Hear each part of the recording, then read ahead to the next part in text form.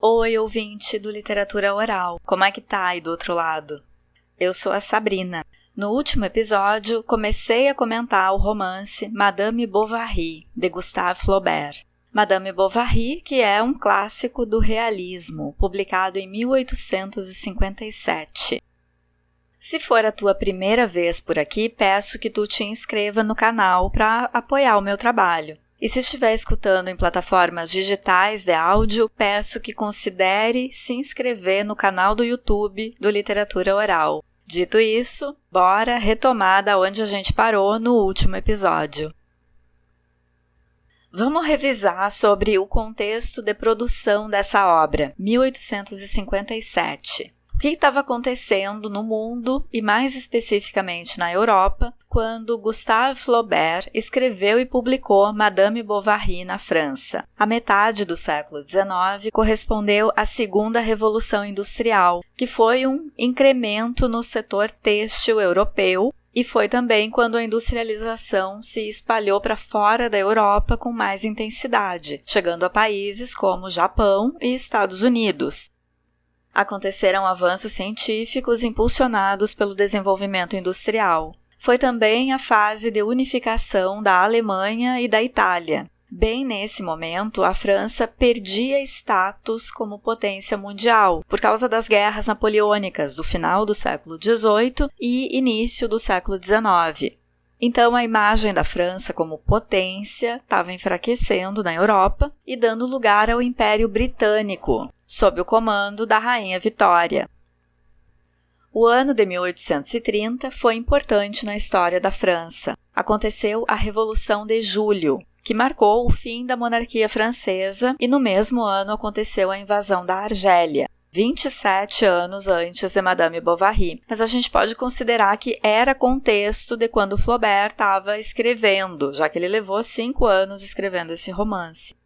O casal Bovary é convidado para um baile no castelo de um marquês no início do romance e Emma fica encantada com aquele mundo de realeza, mas é um mundo que na época da publicação dessa história está em ruínas, dando espaço à ascensão da burguesia mercantil, dos industriais, dos comerciantes com capital. Em 1848, então quase uma década antes de Madame Bovary, a França viveu uma outra revolução que deu origem a uma nova Constituição e ao direito do sufrágio universal. O povo poderia votar. Flaubert inclui essa onda de sufrágio universal no romance quando insere aquele dia de comício em Yonville. Se todos podem votar, os candidatos fazem comício nas províncias do interior para ganhar a atenção dos eleitores.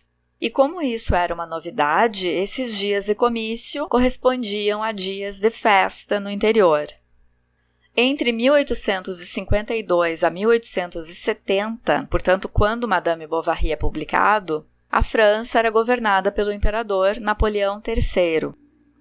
Na parte estético-cultural, o século XIX francês está vivendo a Belle Époque, uma estética que influenciou as artes em geral e influenciou muito a arquitetura, com reforma urbana, valorização e construção da beleza dos espaços públicos. Esse é um resumo do contexto para a gente ter uma ideia de como era o entorno do escritor enquanto ele pensava e concebia Madame Bovary. Flaubert dividiu esse que viria a ser a sua obra-prima em 3 partes. Na abertura da segunda parte, o narrador diz que os acontecimentos que serão narrados não mudaram nada em Yonville. Com isso, ele circunscreve a tragédia de Emma ao âmbito familiar, pessoal. A tragédia de uma burguesa entediada não abala em nada o vilarejo onde ela mora. Com isso, sabemos que o romance configura uma crítica ao comportamento provinciano, de não se comover com o drama alheio, ou de não aprender com a dor do outro. Muito mais que uma crítica ao comportamento de Emma, esse comentário do narrador lança luz sobre a sociedade na qual os acontecimentos se desenrolam. Vimos que Emma é esclarecida sobre como a sua vida sofre impedimentos simplesmente por ela ser mulher. E a gente sabe disso pela forma como ela desejou ter um filho homem, quando estava grávida, para se vingar do mundo. Parei a leitura quando o farmacêutico oferece a Emma uma oportunidade, sem saber, de se encantar pelo próprio marido. Ela está dando um tempo com Rodolphe e se perguntando por que afinal não consegue se apaixonar por Charles.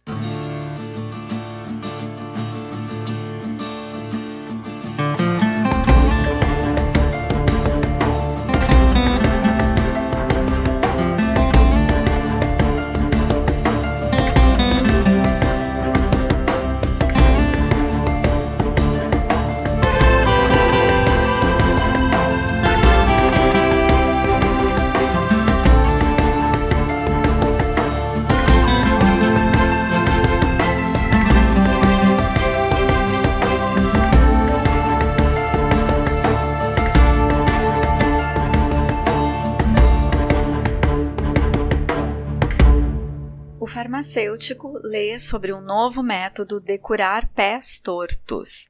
E aí ele e Emma convencem Charles a estudar a respeito para curar o pé torto do Hipólito, o carregador de malas da pensão que mancava. Só que o cara nem queria ser operado, ele vivia bem daquele jeito, conseguia trabalhar e tudo.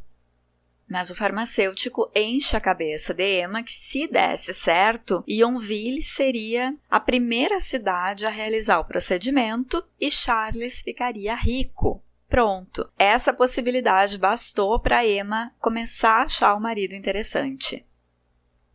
Outra ideia cristalizada sobre Madame Bovary é a de que Charles é um bobão. Quando eu peguei o livro para ler a primeira vez, há muitos anos, eu sabia essas duas coisas, que a esposa é adúltera e que o marido é babaca. Mas agora, relendo para o nosso episódio, eu quis achar uma chave de leitura que escapasse desse óbvio. E será que ler Charles como medíocre é a única leitura possível? Ou será que isso nos diz que tipo de masculinidade nós admiramos por muito tempo?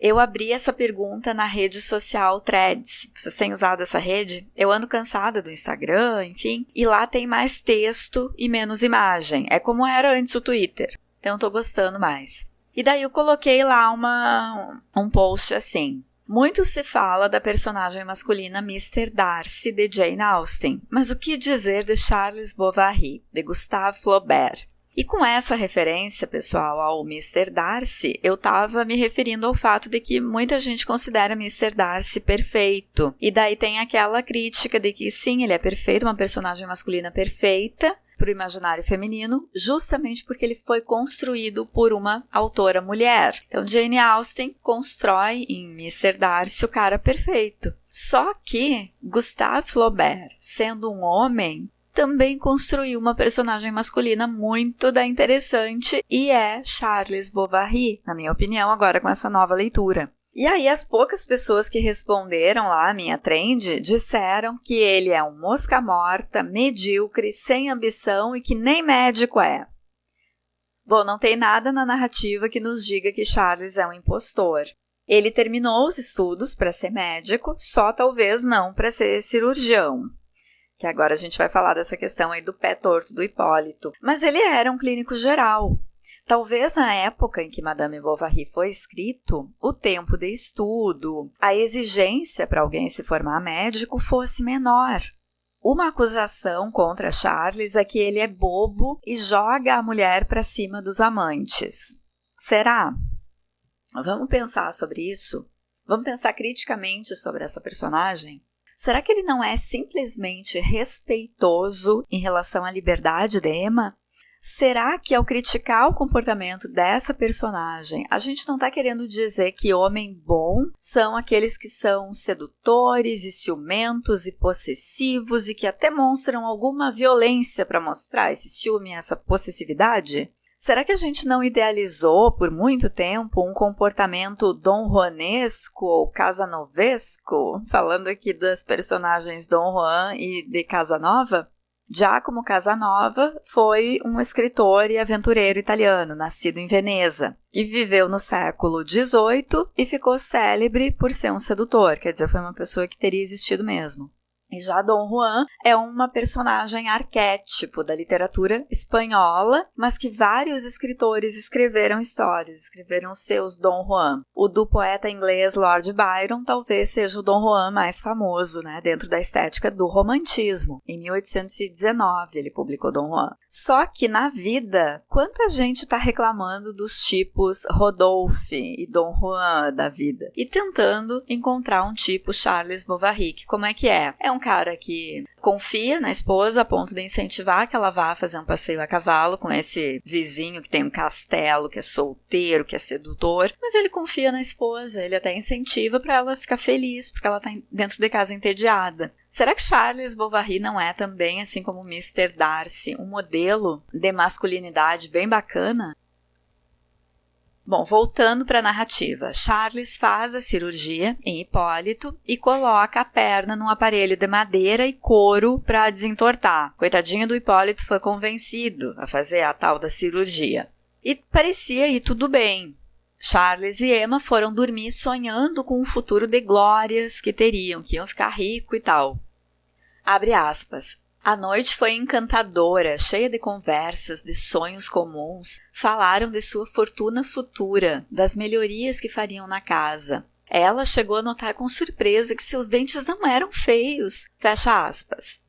Eles estavam na cama quando o farmacêutico adentrou o quarto para ler o artigo que ele ia mandar para o jornal elogiando Charles.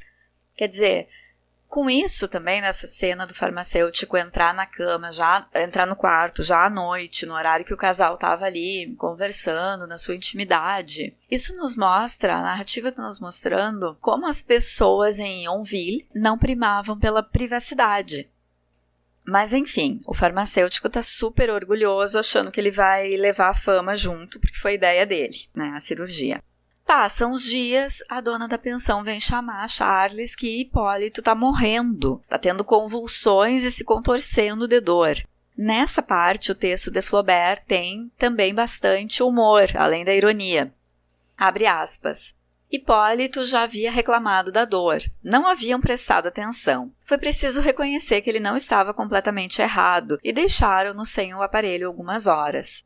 Como vai você? Perguntavam-lhe batendo em seu ombro. Ah, pelo jeito não está confiante, mas a culpa é sua. Era preciso fazer isso, fazer aquilo. A gangrena, de fato, subia cada vez mais. O próprio Bovary estava preocupadíssimo. Fecha aspas.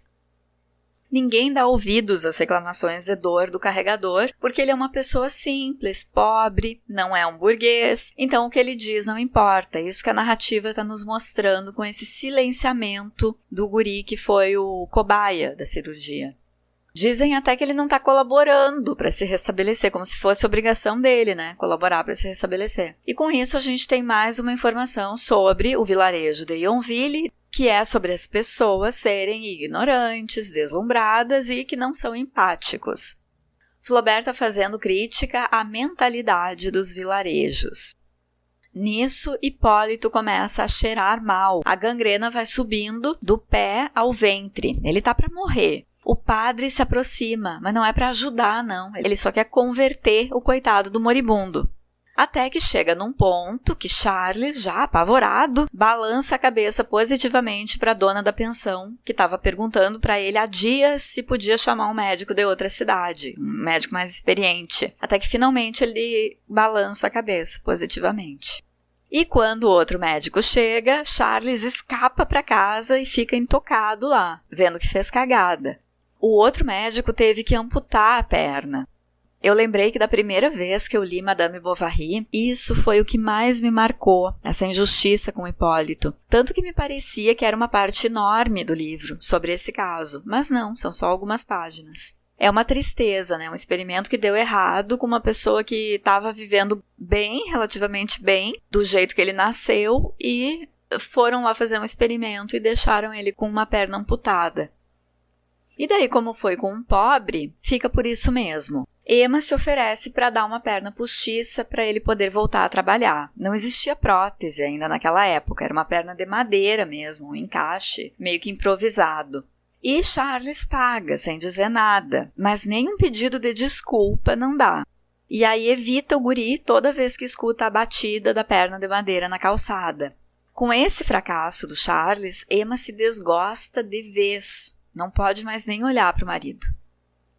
Abre aspas. Emma, à sua frente, olhava-o. Ela não compartilhava de sua humilhação. A que sentia era outra. Era a de ter imaginado que um homem daqueles poderia valer alguma coisa.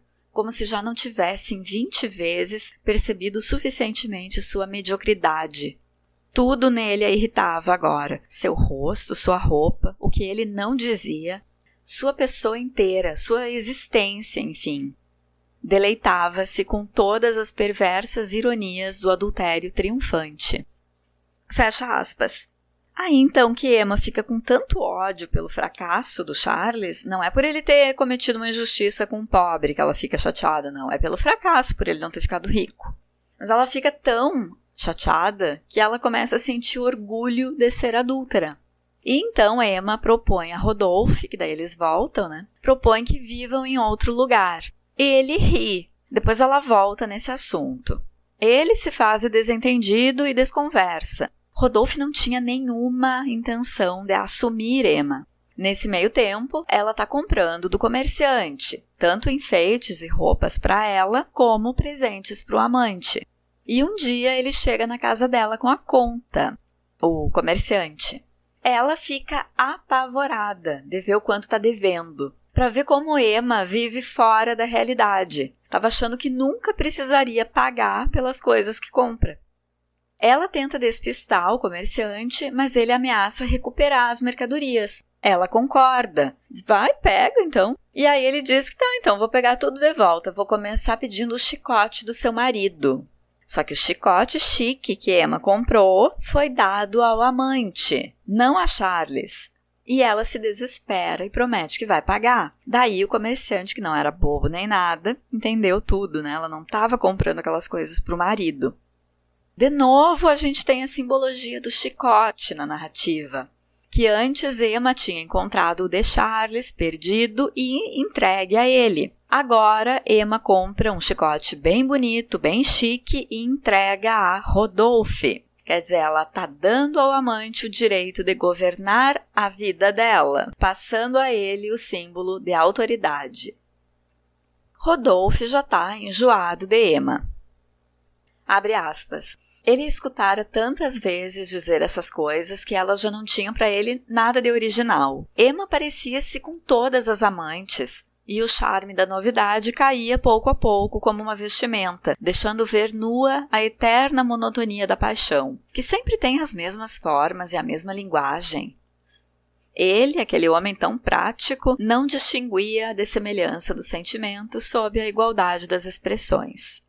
Devido a seus hábitos amorosos, a senhora Bovary mudou de aspecto. Seus olhares tornaram-se mais ousados, seus discursos mais livres. Ela teve inclusive a inconveniência de passear com o Sr. Rodolphe com um cigarro na boca, como se quisesse desafiar a sociedade. Fecha aspas. Em todos os planos para fugir, nunca mencionavam a filha. E nessa parte do texto, mais uma vez temos a ironia do narrador, dizendo que, abre aspas, Rodolphe evitava falar nisso. Emma talvez não pensasse no assunto. Fecha aspas. O assunto é levar a filha junto. Ou seja, mais uma vez o reforço da ausência de sentimento materno em Emma. E quando chega a véspera da partida deles, Rodolphe foi lá no jardim de Emma, de madrugada, né, como sempre, e foi aparentando estar triste. Emma sempre reforçando que ela vai ser tudo para ele e perguntando se ele a ama. Ela não enxerga que ele talvez esteja enojado já dela, chateado, cansado daquele caso. A protagonista é essa identidade sonhadora. Para quem a amar e ser amada, numa paixão avassaladora, é o que basta na vida. Ela não pensava que ele tinha propriedade, que ele não ia querer deixar o país, enfim. Ela pensava só que amor, paixões avassaladoras são o que mais importa, de que é o que dá sentido à vida. O que é uma visão romântica no sentido negativo e exagerado, que era lá da estética do romantismo. E com esse comportamento de Emma, Flaubert critica o romantismo. Rodolphe vai lá nessa noite para perguntar se ela tem certeza, se não vai se arrepender. E diz assim, abre aspas, pense bem, ainda dá tempo, fecha aspas.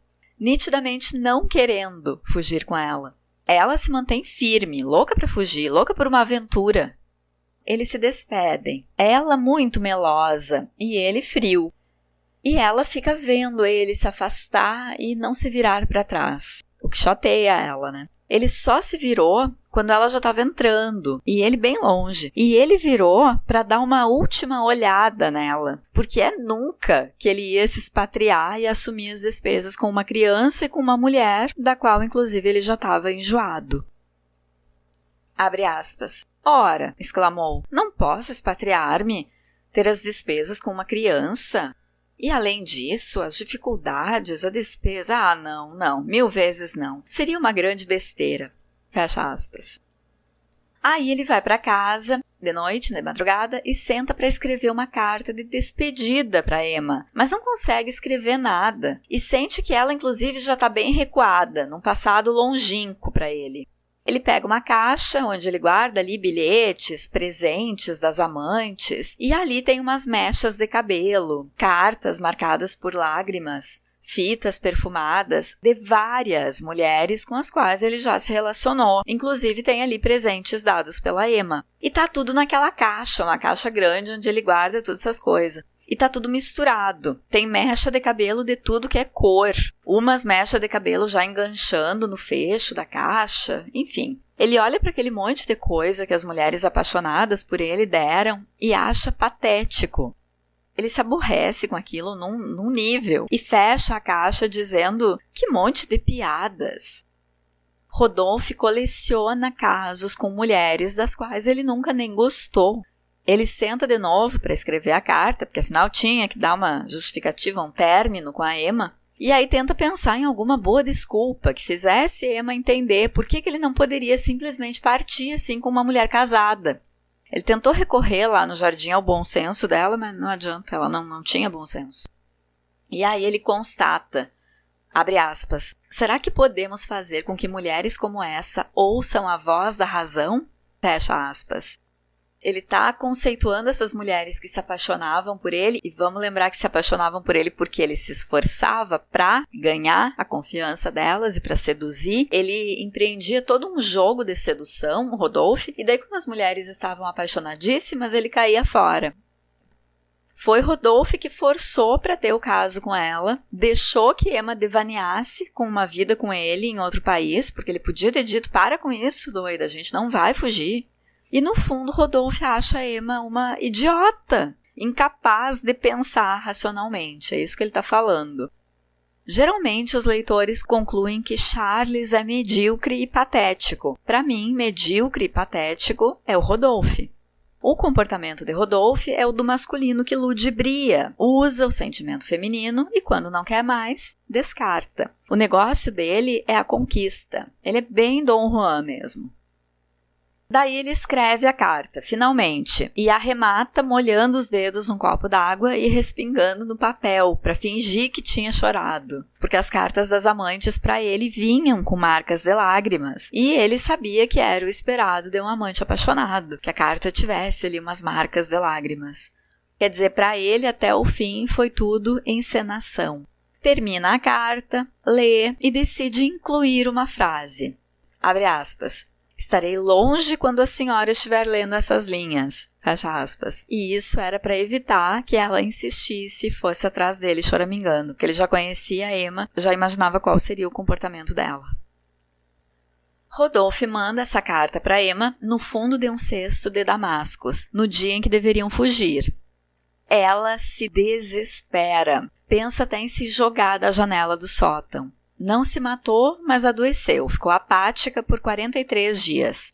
Nisso, Charles gastou muito com medicamentos e deixou de trabalhar para cuidar dela. E o comerciante achou que era uma boa hora de aparecer para cobrar tudo que Emma devia e fez com que o marido assinasse notas promissórias das dívidas. Charles, que estava sem dinheiro, viu nas notas promissórias uma oportunidade de ter algum dinheiro do comerciante. Aí pegou mais umas notas promissórias ali com dinheiro a juro. O Lhorô faz agiotagem também, então, além de ser comerciante. E como ele comanda todo o comércio de Yonville, praticamente, ele cresce cada vez mais. Lhorô é a personificação do capitalismo dentro dessa narrativa. Abre aspas. Aliás, tinha êxito em tudo. Era adjudicatário de um fornecimento de cidra para o hospital, sonhava em estabelecer um novo serviço de diligências que não tardaria a arruinar a lata velha do Lion d'Or e que, deslocando-se mais rápido e a preços mais baixos e levando mais bagagens, colocaria em suas mãos todo o comércio de Yonville. Fecha aspas. Emma acorda de quando em quando e tem uma visão romântica do seu estado de adoecimento por amor. Como sempre, Emma lê o mundo com olhos românticos. Ela recebe visitas do padre, né? O padre sempre ali, tipo um abutre em volta de quem tá doente. Quando Emma precisou dele, que ela estava saudável, precisou para pedir ajuda, para ter uma orientação, aí ele não podia, não tinha tempo. Mas quando o Hipólito tá lá perdendo a perna, quando Emma tá moribunda ali, apática de amor, ele acha tempo, né? E vai visitar as pessoas. Então também o Flaubert nos mostrando a religião como oportunista, interesseira. Bom, com essas visitas do padre, Emma vai entrando também numa fase de fanatismo religioso. Volta a paixão romântica dela para o mistério da religiosidade. Todo aquele amor que ela tinha por Rodolphe, aquele ímpeto de viver uma paixão avassaladora, ela volta essa energia para a fé e vira uma Carola, uma fanática religiosa. Coloca nesse fanatismo ainda muito do consumismo, porque ela quer comprar tudo que ela fica sabendo que existe de artigo de religião, ornamentos para enfeitar a casa, ornamentos de religiosidade.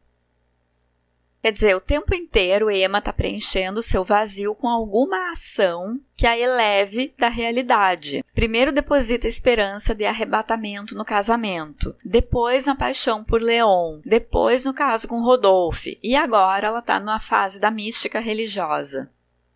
Diz assim o texto: queria tornar-se santa, comprou terços, usava amuletos. Quando se ajoelhava no genuflexório gótico, ela dirigia ao Senhor as mesmas palavras de suavidade que murmurava antes a seu amante, nas efusões do adultério. Que não deixa de ser engraçado, né?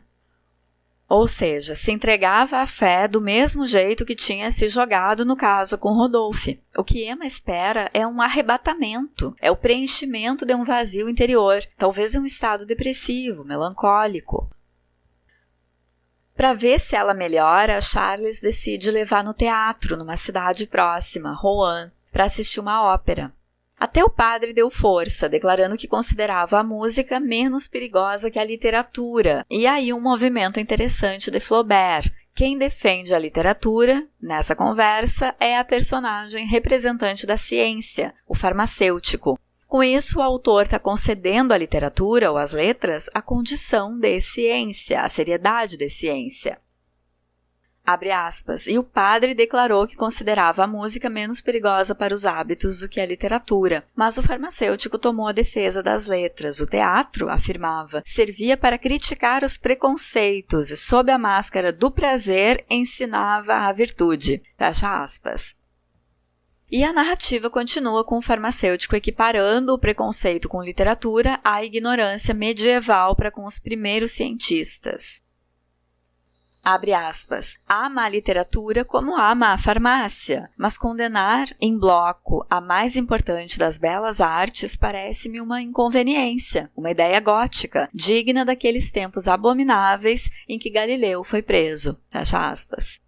E aí eles vão assistir a ópera, Charles e Emma. Emma fica emocionadíssima, comparando a história de amor encenada à vida dela. Essa é Emma, sempre sonhando, sempre os dois pezinhos fora da realidade. Charles se mostrando interessado, mas sem entender nada, pergunta no ouvido dela, tenta se inteirar da história. Emma, furiosa, manda ele ficar quieto, bem mal-humorada. Ele diz assim, é que eu gosto de entender as coisas, você sabe disso. Que ironia, gente. Ele gosta de entender as coisas. Ela manda que ele se cale. No intervalo da ópera, Charles sai para buscar água para Emma e encontra Leon, que estava morando ali agora, e vai ao camarote deles. o escrevente lá de Yonville, por quem Emma se apaixonou logo que eles se mudaram para essa cidade. Emma se desinteressa da peça imediatamente e quando Léon sugere que percam o último ato para ir dar uma caminhada, ela adora a ideia. Charles tinha ouvido falar que o melhor da peça era o final, mas ele só menciona isso bem depois, quando eles já saíram do teatro. Ele aceita acompanhar a esposa na caminhada com Léon. É normal as pessoas lerem Madame Bovary e se referirem a Charles com ódio, mas gente, olha que querido que ele é. Sabe aquelas palavras todas que agora existem para explicar o comportamento abusivo masculino? Ou para rotular o comportamento masculino abusivo? Como quando o homem interrompe a fala da mulher, maninterrupting. Quando o homem explica o óbvio para as mulheres, mansplaining. Quando o homem rotula a mulher como louca, sendo que é ele que faz com que ela pareça louca de propósito, que é o gaslighting. Quando o homem abandona a mulher sem nenhuma explicação e sem responsabilidade emocional, ghosting. Então, Charles tem um comportamento contrário a todas essas atitudes tóxicas de manipulação emocional praticadas por muitos homens na atualidade e desde sempre, né? Na história do patriarcado. Sim, vivi para ser advogada de defesa de Charles Bovary. Ele incentiva ela a ficar em Rouen e assistir o final da peça no outro dia, para que ela se divirta e melhore da apatia que está há meses. Charles diz assim, abre aspas, você pode voltar para casa no domingo. Vamos, decida-se. Seria um erro não ficar se você sente que isso lhe faria bem. Fecha aspas. E é sobre essa personagem que as pessoas falam até com raiva que é um medíocre. Pois nessa leitura achei Charles maravilhoso e Rodolphe medíocre. E assim encerra a segunda parte do romance. A terceira parte inicia com Emma e Léon conversando no quarto de hotel em que ela ficou para assistir ao final da ópera. Tadinho do Charles, tinha que trabalhar e perdeu o final. Com a vivência em Paris, Léon perdeu um tanto daquela timidez e agora se declara abertamente para Emma. Eles começam a contar as infelicidades, competindo quase, para querer se mostrar um mais infeliz que o outro. Emma diz que gostaria de ser freira em um hospital e Léon responde que, infelizmente, os homens não têm essas missões santas. E aí a gente pode comparar esse diálogo com um dos primeiros diálogos de Emma com Rodolphe, quando ele disse das viagens que fazia e ela disse que mulheres não podiam recorrer a tais liberdades, né? Foi alguma coisa assim que Rodolphe disse que deu a entender que se ela não desse bola para ele, ele iria cair no mundo fazendo viagens, como se isso fosse uma coisa ruim, né? E aí Emma responde, mulheres não têm essas liberdades aí de cair no mundo fazendo viagens. Hoje tem. Teve um tempo em que mulher não podia viajar sem a presença de um homem. Hoje é perigoso, é difícil, tudo bem, mas a gente pode ir. E também essa conversa aí do tempo em que eles estavam medindo quem era o mais infeliz. Agora, no quarto com o Léon, a Emma está conversando, os dois ali tentando um mostrar que tem a vida mais infeliz que o outro. E com o Rodolphe também teve esse padrão aí de dizer, um querer dizer que é mais infeliz, que tem a vida mais tediosa que o outro. Que Rodolphe até estava mentindo que era triste e solitário, quando a gente sabe que ele tinha uma coleção de amantes. Com isso a gente percebe um padrão nos casos de Emma, ou pelo menos um padrão nesse início, nesses diálogos com esses homens que viriam a ser os seus amantes. A aproximação inicia como que motivada por uma angústia existencial, que por parte de Emma é real, e por parte dos homens que estão falando com ela, desses interlocutores, é um baita de um fingimento. Eles estão falando assim porque sabem o que é esperado deles, enquanto amantes apaixonados, sofrendo por amor. É o que Emma quer ouvir para ganhar confiança e aí prosseguir na liberação da sua intimidade. É como se esses homens soubessem que se eles falassem que têm uma vida super feliz, e que estão vendo naquela possibilidade de caso com ela só uma aventura, que daí ela iria se fechar e não ia se jogar nesse caso extraconjugal. Então é uma troca de confidências em que Emma está sendo sincera e os homens estão assumindo um papel, né? Eles estão assumindo um discurso que eles sabem que é o discurso esperado pela mulher casada para ter um caso com eles. Leon, assim como Rodolphe, estava fingindo uma vida de infortúnios, porque ele bem que se divertiu com as mocinhas em Paris, né? No romance fala com as costureirinhas. A diferença desse diálogo de agora é que com Rodolphe, Emma era a pessoa menos experiente. E aí é Rodolphe quem sugere um modo de vida alternativo que ele gostaria de seguir, as viagens, deixando implícito que seguiria assim, viveria viajando, caso não obtivesse êxito em ganhar o amor de Emma. E com Leon, Emma assume o papel de pessoa mais experiente. É ela quem aponta uma alternativa de vida diferenciada caso o outro, né, o Leon, não queira ter o caso com ela, o que fica implícito, que é servir como freira em um hospital, deixando implícito ao que ela se submeteria caso o Leon não quisesse ou não desse prosseguimento em ter um caso com ela. Indiretamente, essa alternativa de Emma encoraja Leon a se declarar e agir, porque afinal ela está tão infeliz, ela está a ponto de servir como freira em um hospital. Assim como outrora, a mentirinha de Rodolphe, de que ele sairia pelo mundo, encorajou Emma a se jogar nos braços dele, ou a se deixar cair nos braços dele. Também faz parte do jogo de sedução dos casos de Emma uma negativa dela em um primeiro momento. Com Leon também. Ela diz que tá tarde para eles, que ela tá velha para ele. Isso tudo eles estavam conversando lá no quarto do hotel, no dia seguinte, então, a esse encontro, que é o dia, então, que Emma teria a oportunidade de ver a ópera novamente e ver o final. Só que foi tanto conversar que Emma perdeu a ópera e não viu o final de novo. Eu achei que ia ter uma cena de Charles perguntando para ela, afinal, esposa, como foi o final? Me conta aí que eu fiquei curioso. Mas não teve.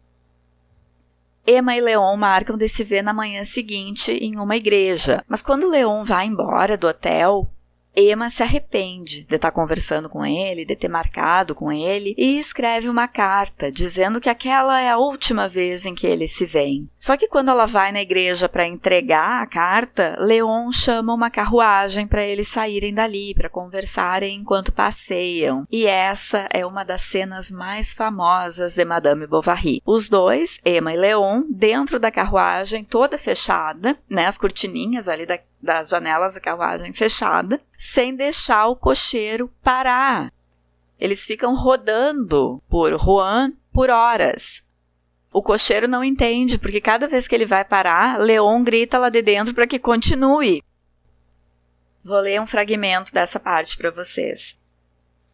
Lembrando que a tradução que eu estou lendo é de Ilana Heinberg. Abre aspas. Não entendia que furor pela locomoção empurrava aqueles indivíduos a não quererem parar. As pessoas arregalavam os olhos, espantadas diante daquela coisa tão extraordinária na província. Uma carruagem, com as cortinas fechadas, que voltava a aparecer assim continuamente, mais fechada do que um túmulo e bamboleando como um navio. Fecha aspas. A carruagem bamboleando o dia todo, os cavalos podres de cansados e não podiam parar. Se parassem, né, o povo ia ver que a carruagem seguia bamboleando parada. Bom, de volta à sua cidade, Yonville, um dia na farmácia, Emma fica sabendo por acaso que no depósito do farmacêutico tem um frasco com arsênico, um veneno que pode matar. Inclusive aqui na narrativa tem o nome desse veneno arsênico. E agora eu tô gravando esse episódio em janeiro de 2025. Tá circulando aqui no Rio Grande do Sul, onde eu moro, uma notícia de uma mulher que matou os familiares com veneno, envenenou um bolo. E a gente vê a notícia, o pessoal tá falando arsênio. Então fica aí essas duas pronúncias, mas aqui na tradução que eu tenho tá arsênico. Eu sempre conheci esse veneno por arsênico mesmo. Enfim, só uma curiosidade.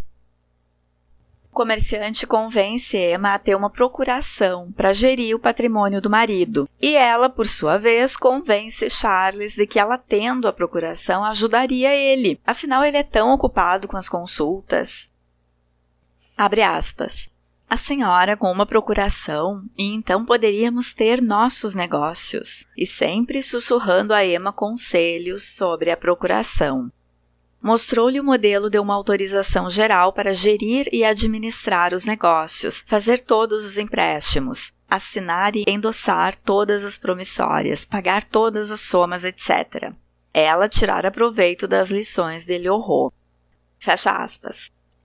Claro que seria mais fácil entender essa burocracia toda de procuração se tivesse alguém para explicar para ela. E Charles lembra de Léon. Charles sempre muito solícito, né? Ele não é ciumento, ele confia em Emma. Nem passa pela cabeça dele que ela quisesse a procuração para lograr ele, ou que quisesse encontrar Léon para ter um caso. Daí que ele sugere que ela vá pedir ajuda a Léon para entender esses negócios aí de procuração, que ela está dizendo que é tão bom para ele. Emma foi e ficou lá por 3 dias. Léon, nesse tempo, negligenciou completamente o trabalho. Emma inventa aulas de piano em Rouen para se encontrar com Léon. Abre aspas. E foi assim que Emma conseguiu obter de seu esposo a permissão de ir à cidade uma vez por semana para ver seu amante. Fecha aspas. Ela começa a ter atitude maternal com Léon, conforme eles vão tendo um caso. Ele é mais novo que ela. Chama de filho, beija a testa. A partir dali, a vida de Emma foi um amontoado de mentiras. Um dia, Lhorô vê ela de braço pela cidade com o amante, mas não fala nada. O que ele faz é que 3 dias depois entra no quarto dela, fecha a porta e cobra as promissórias atrasadas. Aliás, é uma circulação de homens no quarto de Emma, e nem é trocadilho, que a amante mesmo ela só teve 2. Eu tô falando da falta de privacidade, de como as personagens entram na parte mais íntima da casa dos Bovary, principalmente os homens. E tá, tudo bem. O quarto dos Bovary parece a praça pública, assim, o pessoal entra e sai a hora que quer. Parece que o quarto é um espaço de circulação da casa. E não é que Emma ou alguém convidasse, as pessoas simplesmente vão entrando. Eu fiquei pensando se isso era um hábito da época, mais ou menos 1850, quando Flaubert escreveu lá na França. Será que as pessoas iam entrando no quarto umas das outras, assim? Ou se isso é proposital e com isso o escritor está querendo nos dizer algo, esse entra e sai no quarto dos Bovary. Se sim, o que será que ele está querendo nos dizer? Que a intimidade do casal era devassada, era desrespeitada, independente de Emma assumir casos extraconjugais, que não havia respeito pela intimidade do casal Bovary já, desde antes de Emma ter o primeiro caso. Porque não é normal, né? A gente tem o quarto como a parte mais íntima da casa. As visitas não vão entrando, as pessoas não vão adentrando ali. As pessoas ficam mais pela sala, pela cozinha. E vocês, têm alguma outra leitura disso, desse entra e sai no quarto de Emma? Me contem nos comentários se a gente pode ter uma outra interpretação. Bom, Emma não tem dinheiro para pagar as promissórias e Lhorô diz que não tem problema que não tenha dinheiro porque tem bens. E lembra a ela de um casebre que o pai de Charles deixou e que pode ser vendido. Vejam como ele é bem informado, esse comerciante. A ideia dele é sugar cada centavo da família Bovary. Aliás, a ideia do comerciante aqui no romance é sugar o dinheiro geral ali da comunidade, né? Uma noite, Emma não voltou para Yonville. Abre aspas. Às 11 horas, não aguentando mais, Charles atrelou seu boque, saltou para dentro, chicoteou seu animal e chegou por volta das 2 horas da manhã. Não havia ninguém. Ele pensou que o escrevente talvez a tivesse visto. Procurou o nome da senhorita Lempereur.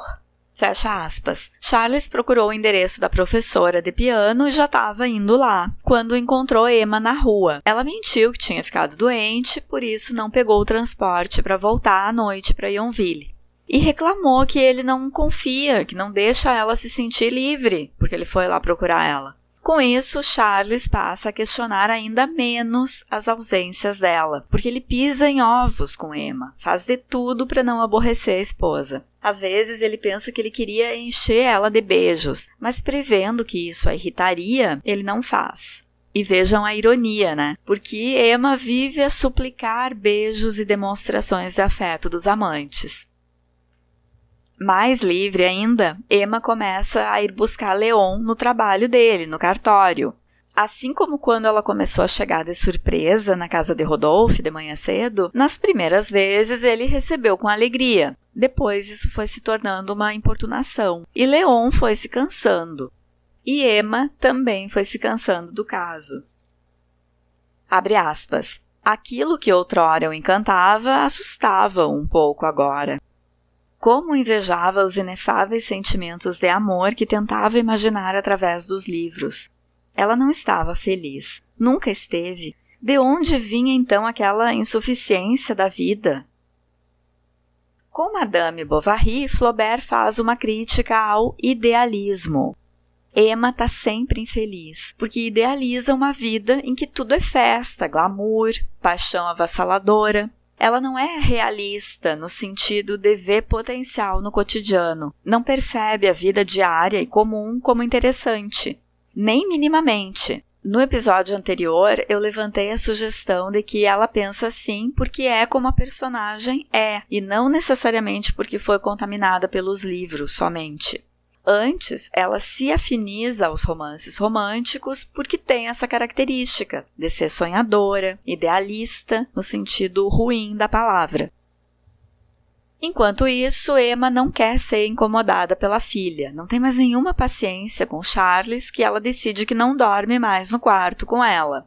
A criança nunca estudou até então. Aqui o narrador parece atribuir a culpa pela criança não saber ler ao descaso da mãe. Só que a responsabilidade pela criação dos filhos é do casal, não apenas da mulher, né?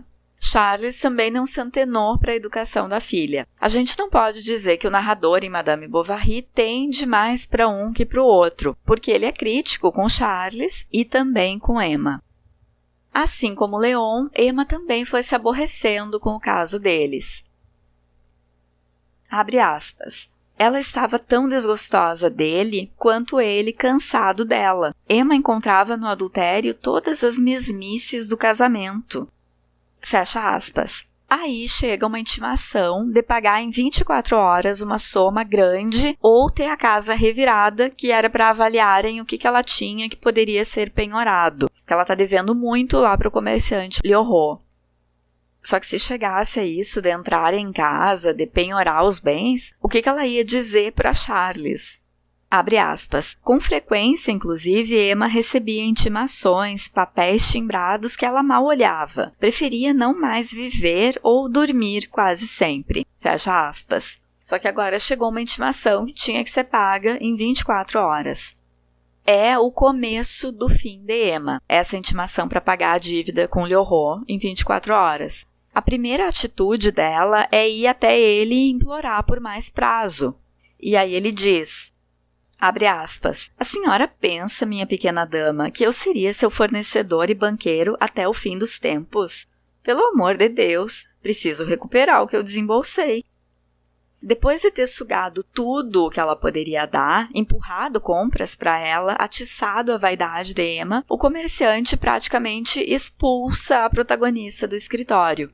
Quer dizer, quando ela está falida e desesperada, ela é enxotada. Antes ela era muito bem-vinda. Abre aspas. Ah, não, é inútil. E ele empurrou-a sutilmente em direção à escada. Suplico-lhe, Sr. Lheureux, só mais alguns dias. Ela soluçava. Vamos lá, lágrimas? O senhor está me deixando desesperada. Pouco me importa, disse, fechando a porta. Quando o oficial de justiça e as testemunhas chegam para a autuação da penhora, Charles não está em casa. Aqui a narrativa nos traz esses termos bem de contabilidade, burocracia, termos jurídicos. Emma aguenta ver as coisas dela sendo reviradas, até as cartas abertas. Abre aspas. Sua existência em seus recônditos mais íntimos foi como um cadáver submetido à autópsia, exposta ao olhar daqueles 3 homens. Fecha aspas. Desesperada, Emma vai a Rouen, bate na casa de Leon. Eles nunca se encontravam ali, sempre num hotel. Ele já está cheio do saco dela e não gosta de ver a mulher na pensão onde ele mora. Ela instiga Leon a conseguir o dinheiro do jeito que fosse no cartório. E ele mente que vai tentar e vai encontrar ela no outro dia. Mas o que ele quer mesmo é se livrar de Emma. Abre aspas. O rapaz se sentiu enfraquecer sobre a vontade muda daquela mulher que lhe propunha um crime. Fecha aspas. Os homens se aproveitam de Emma enquanto podem e quando ela já não tem nada, eles chutam ela como lixo. Ela é boba e imprudente durante a narrativa inteira. Mas esse romance também é sobre o comportamento masculino, sobre o que a gente chamaria hoje de falta de responsabilidade afetiva. Mais uma vez vou defender Charles. Só se salvou ele da irresponsabilidade afetiva. A empregada sugere que ela peça o dinheiro a um outro morador da cidade. Ela vai e esse outro morador aproveita para tentar tirar algum benefício do pedido dela. Começa a tocar um joelho dela, dizer que é apaixonado e sugere que se ela quer o dinheiro, que dê algo em troca. Ela sai dali ofendidíssima com a oferta. Mas de repente lembra de Rodolphe, que tem dinheiro e para quem ela não se importaria de dar algo em troca, afinal de contas. Partiu para a casa dele e o narrador não perdoa. Abre aspas, a lembrança de Rodolphe viera-lhe ao espírito, sem dar-se conta de que ela corria para oferecer-se aquilo que tanto a irritara há pouco e sem a menor desconfiança de que estava se prostituindo. Fecha aspas. Rodolphe estava até se empolgando com a visita dela, jogando um charme. Mas quando Emma pede dinheiro, ele fecha a cara. Diz que não dispõe dessa quantia. Emma ainda reclama, mostra todo o luxo na casa dele, que não é possível que ele não tivesse o dinheiro. Ela nunca entendeu que foi usada pelos homens. As relações dos homens com ela, exceto Charles, nunca foram de amizade, ou afeto, ou amor. Sempre foi uma relação de sugar o que aquele corpo feminino tinha de bom. Fosse a sexualidade para os amantes, fosse o dinheiro para o comerciante, fosse a influência junto ao marido médico para o farmacêutico. Nenhum desses homens nunca enxergou Emma como um ser humano, mas sempre como um corpo utilitário, que tinha alguma utilidade momentânea. Peraí, quando eu digo que somente Charles ama Emma, eu estou sendo meio injusta com Justin, o sobrinho do farmacêutico que era encantado com ela. Eu tenho vontade de ler Justin, mas essa seria uma leitura no inglês, né? No francês, acho que Justin. Mas foi justamente o encantamento desse menino com Emma o estopim pro que vem acontecer com Emma. Quando ela volta da casa de Rodolphe, ela está enlouquecida e tem um insight daquilo que ela tinha escutado o farmacêutico falar, que guardava arsênico no depósito. E aí ela fica quase alegre, porque vislumbra a solução de todos os problemas dela. Emma já tinha pensado em se matar, se jogando da janela no dia em que Rodolphe terminou com ela. Agora, o agiota colocou ela na justiça e até os móveis da casa vão ser penhorados. Leon não apareceu com uma solução como prometeu. Rodolphe cagou para ela e Charles está prestes a descobrir tudo. É interessante que ela nem pensa em contar para o marido a situação em que ela está, pedir perdão, falar que errou, ou não pedir perdão, mas assumir o que ela fez e junto com ele tentar uma solução. Enfim, ela não tenta achar uma solução junto a Charles. Ela convence Justin a entregar a chave do depósito. Pegou o vidro do arsênico em pó, enfiou a mão e comeu os punhados. Daí ela come esse veneno e vai para casa.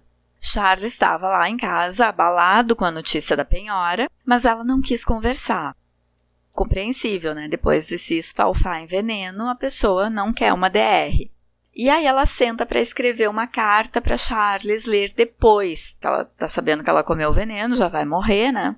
Eu fiquei surpresa que depois de comer veneno ela não tenha morrido na hora, mas Flaubert mantém a personagem viva, agonizando por bem mais umas 12 horas. E ela sofre, se contorce, sente dores horríveis, fica desfigurada antes de morrer. Então a gente pode entender com essa morte que a protagonista está sendo punida pelo comportamento dela. Não teria como alguém interpretar na época que o romance era uma apologia ao adultério, porque Emma padece, além de nunca ter conseguido ser completamente feliz.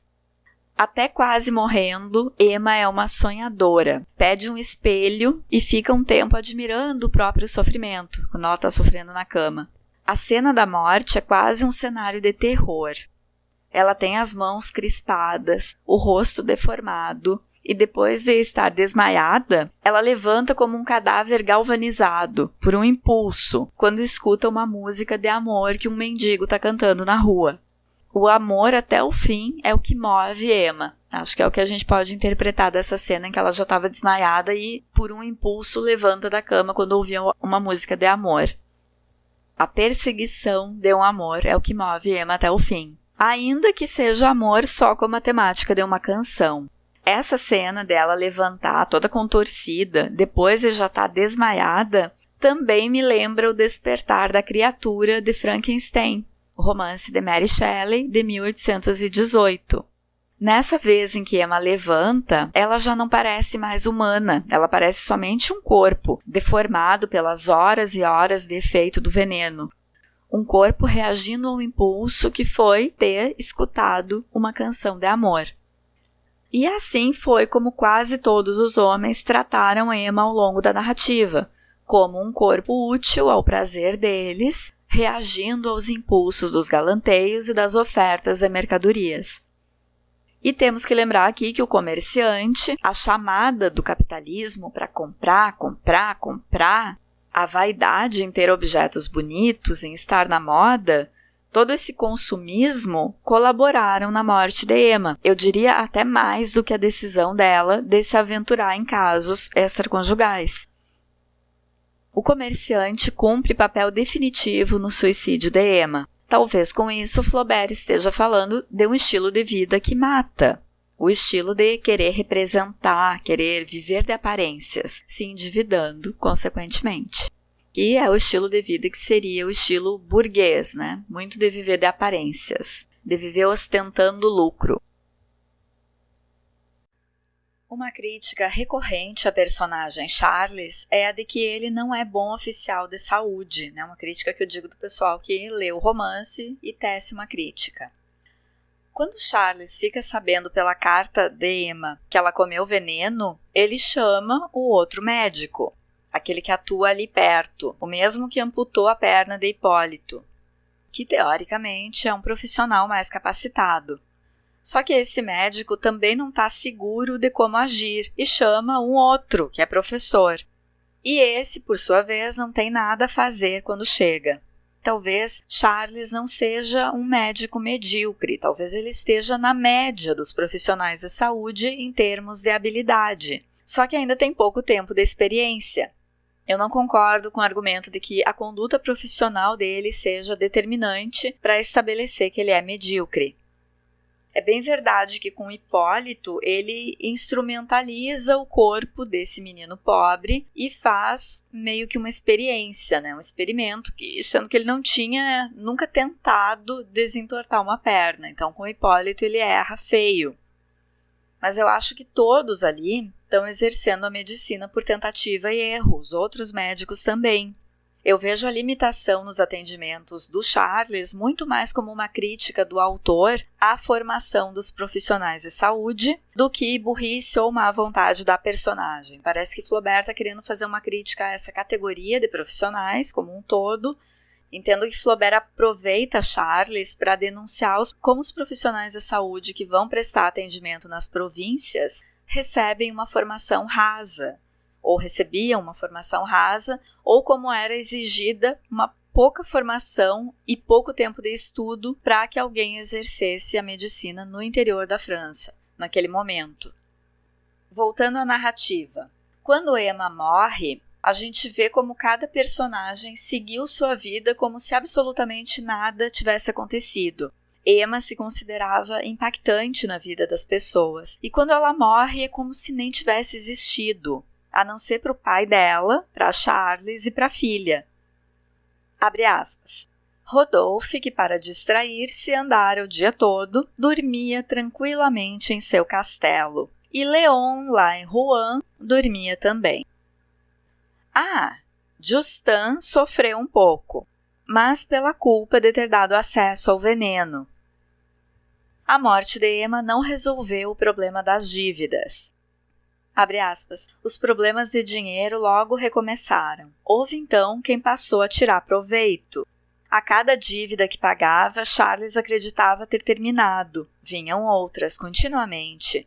Exigiu os atrasados antigas visitas. Mostraram-lhe cartas que sua mulher enviara. Então, foi preciso pedir desculpas. Fecha aspas. Na função de arrumar as coisas da esposa, mexer nas coisas dela, Charles encontra a carta de Rodolphe de quando ele decidiu não fugir com ela. Aquela carta que Emma leu e quis se atirar da janela, lembra? E aí o narrador critica o marido mais uma vez. Abre aspas.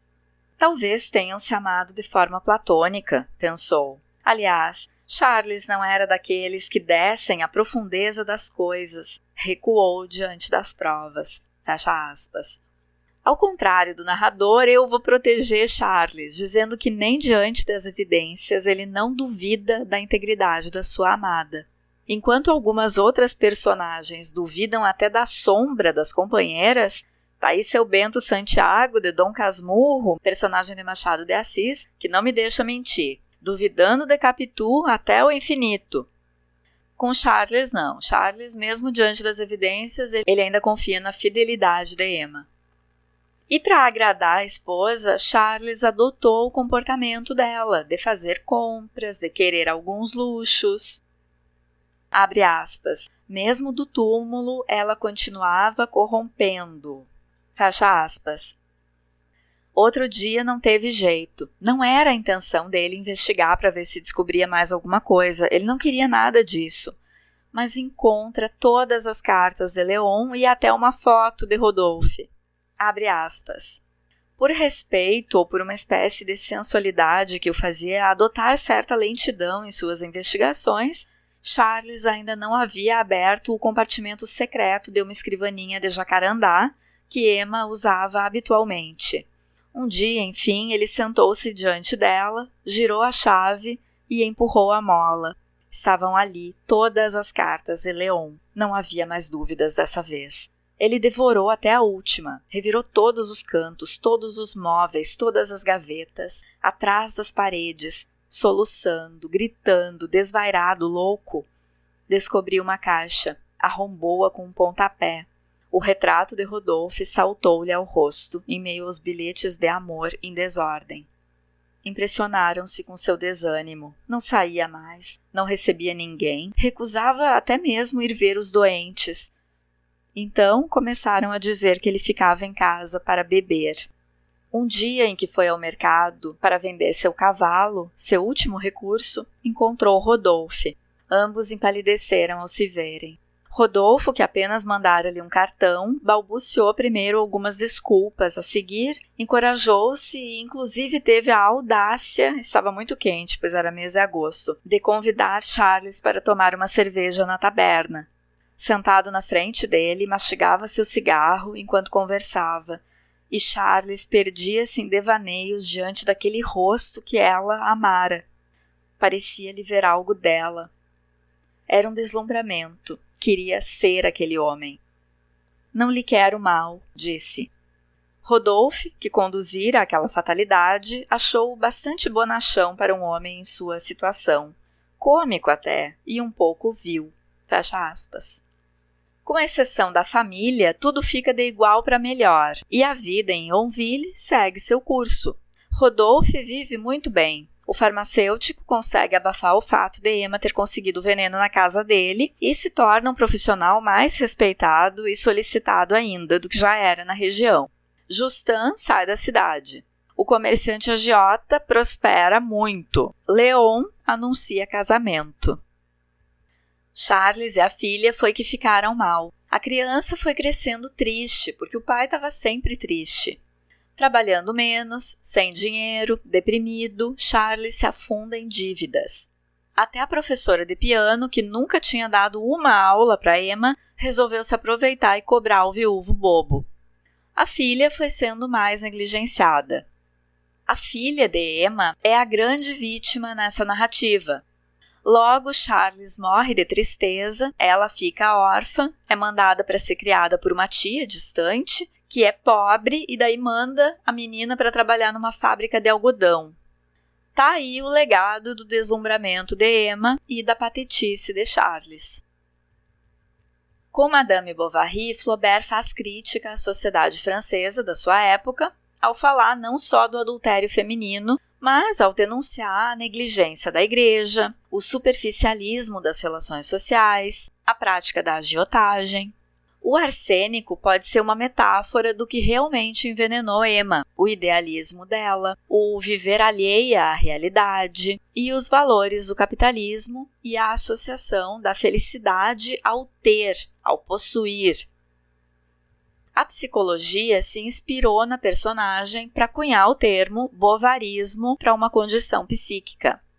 Essa condição seria um transtorno de comportamento caracterizado pela insatisfação crônica e exagerada, em consequência de anseios desproporcionais à própria realidade.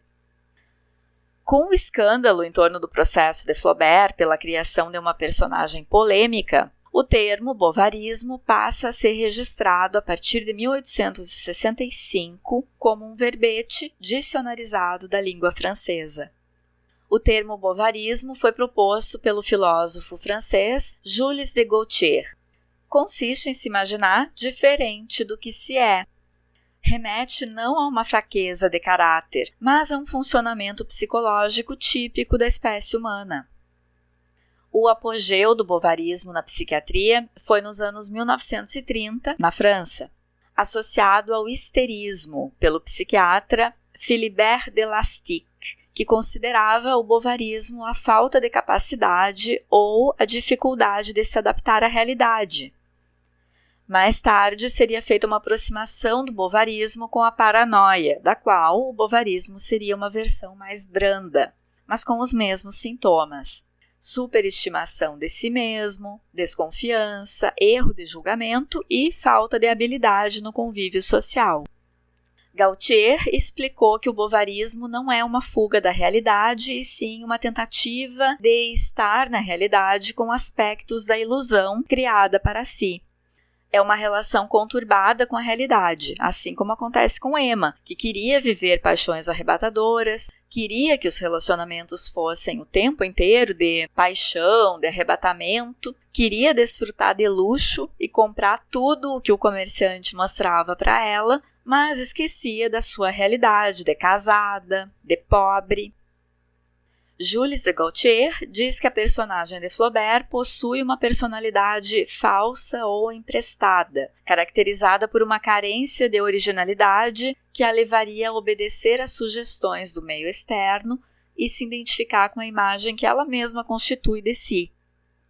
A vida do indivíduo com esse transtorno é repleta de altos e baixos, entusiasmo seguido de tédio, carecendo de um momento de avaliação de si e de seus sentimentos, de estabelecimento do real. Na falta disso, nada será o bastante ou satisfará por muito tempo. É uma sensação de vazio recorrente, que é o que acontece com Emma. O escritor Lima Barreto foi o primeiro a transportar o conceito de bovarismo para a crítica literária brasileira. Ele fala disso na crônica Casos de Bovarismo, em que ele descreve suas impressões sobre a obra de Gaultier. Lima Barreto foca sua argumentação na realidade brasileira, na perspectiva da cidade do Rio de Janeiro, que é onde ele morava. O escritor aponta comportamentos cotidianos de impostura, malandragem ou abuso de poder, que seriam novas formas de interpretação do conceito postulado por Gaultier. Lima Barreto lia em francês e lia Flaubert. O conceito de bovarismo também foi importante para as formulações teóricas de outros críticos e pensadores sociais brasileiros, entre eles Sérgio Buarque de Holanda, que entendeu que o nosso sistema intelectual foi caracterizado desde a sua legitimação pelo receio de ser original. Ele fala disso em Raízes do Brasil, livro de 1936. Ao falar sobre as formas de evasão da realidade que impregnaram determinados liberais e românticos brasileiros, Sérgio Buarque de Holanda usa o termo bovarismo para falar da carência de originalidade que levou artistas brasileiros a copiar modelos de cultura e civilização vindos de fora. Vale lembrar o que motivou a Semana de Arte Moderna, em São Paulo, em 1922. Os artistas da Semana de Arte Moderna estavam propondo valorização da cultura brasileira e uma forma diferente de aproveitar os estrangeirismos. Lembram? Não mais pela cópia. Eles até falavam em autofagia, que a gente tinha que devorar o que vinha de fora e aí então estabelecer esse vínculo do que era estrangeiro com o que era da cultura brasileira, mas valorizando a nossa própria cultura. Emma destoa da maioria das personagens femininas da época em que Flaubert escreveu Madame Bovary. Ele inaugura o realismo com Madame Bovary e deixa para trás, com críticas, a estética do romantismo. Romantismo, enquanto estética, não é a mesma coisa que romance enquanto gênero literário, que aí é o formato de texto literário, que é narrativa, em prosa. Madame Bovary é romance realista. Enquanto gênero, é romance, enquanto estética literária, é realista. Sobre esse gênero romance, foi o gênero ou jeito de fazer literário que nasceu com a modernidade e com a burguesia, essa classe social que ganhou dinheiro, desbancou a monarquia, fez a Revolução Industrial e engendrou o capitalismo. Vejam que esse jeito de escrever literatura chamado romance é parte de uma mudança geral na sociedade. Uma nova sociedade com uma nova classe despontando, com um sistema de fazer economia e gerir a sociedade, precisava de um jeito diferente de escrever do que a poesia, a prosa poética ou o drama com poesia. Precisava de um estilo ágil como pensamento, simples para atingir as massas, porque como fruto do capitalismo precisava gerar lucro, né? Precisava vender. Que coisa maravilhosa que foi essa fase. Será que algum dia a humanidade vai ver uma mudança nessas proporções em que vários aspectos da sociedade vinham mudando junto? Tá, mas por que eu estou falando tudo isso agora? Porque a burguesia se firmou pisando sobre determinado alicerce, que são as instituições burguesas, os pilares da burguesia. Um desses pilares é o casamento, a consolidação das famílias burguesas. E Flaubert está atacando, chacoalhando exatamente esse pilar burguês quando escreve Madame Bovary. Naquela época em que ele escreveu, essa chacoalhada na instituição casamento era um acontecimento. Ele também faz crítica a outro pilar super sólido, que é a igreja. Lembra que o padre é relapso quando Emma procura ele pedindo conselhos? Foi a primeira porta que Emma foi bater e o padre foi negligente. Chacoalhando o casamento e a igreja, Flaubert está dizendo que droga de sociedade é essa que se apoia nas instituições que eu estou mostrando que são frágeis, que têm defeitos. Ele está denunciando a hipocrisia dessas instituições que se vendem como sacrossantas, mas não são tudo isso. Madame Bovary configura uma crítica aos costumes burgueses, aos costumes de província. Flaubert teria gestado Emma Bovary durante um ano sabático, em que ele fez uma viagem ao Oriente, passou por vários países e leu a Odisseia de Homero em grego. Nessa epopeia, a Odisseia, a figura feminina é Penélope, esposa de Ulisses, que está esperando pelo marido durante os 20 anos em que Ulisses está fora de Ítaca. Penélope é super fiel e devota ao marido e à propriedade dele. Não aceita a corte de nenhum pretendente, mesmo quando tudo indica que Ulisses não vai mais voltar. 20 anos, gente. E também Penélope é resignada ao espaço e às tarefas do lar. Penélope é o oposto de Emma. Flaubert teve como inspiração também o suicídio de uma esposa infiel por envenenamento na Normandia, daí uma história real que ele fica sabendo por uma notícia.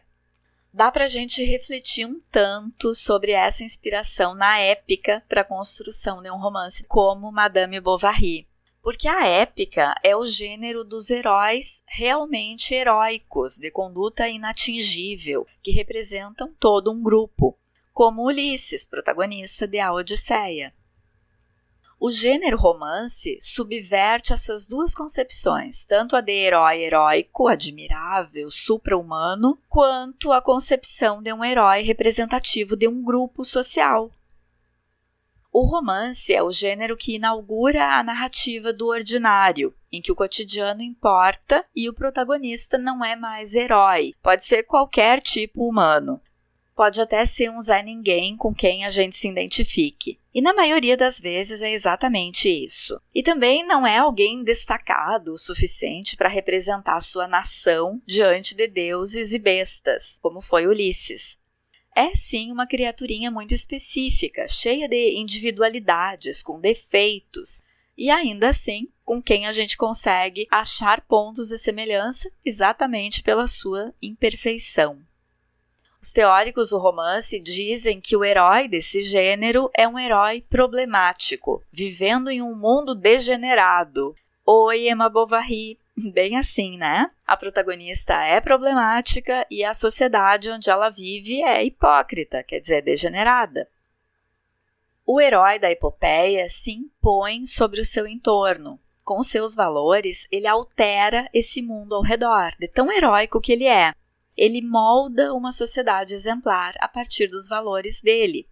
Já o herói do romance, não importa o quanto esperneie, ele é aniquilado pelo mundo. O entorno pesa sobre ele a ponto de o corromper e às vezes até o destruir. Não foi bem isso que aconteceu com Emma, nossa heroína aqui do romance realista?